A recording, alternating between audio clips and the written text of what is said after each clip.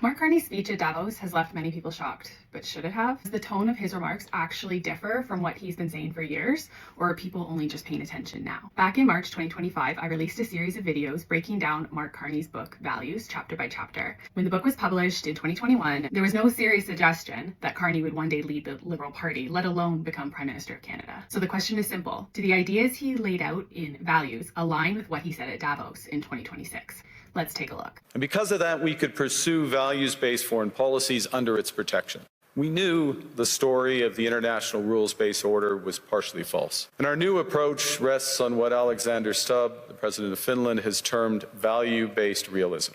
Or to put another way, we aim to be both principled and pragmatic. Principled in our commitment to fundamental values, sovereignty, territorial integrity, the prohibition of the use of force except when consistent with the UN Charter, and respect for human rights. And pragmatic in recognizing that progress is often incremental, that interests diverge, that not every partner will share all of our values. We are calibrating our relationships so their depth reflects our values. And we are no longer just relying on the strength of our values, but also the value of our strength. He compares value and values and says they're related but distinct. So values is our principles or standards of behavior, such as integrity, fairness, responsibility. Value is the regard that something is held to deserve, its importance, worth, or usefulness. He says, over the centuries, there have been two broad schools of thought regarding the determinants of economic value, objective and subjective.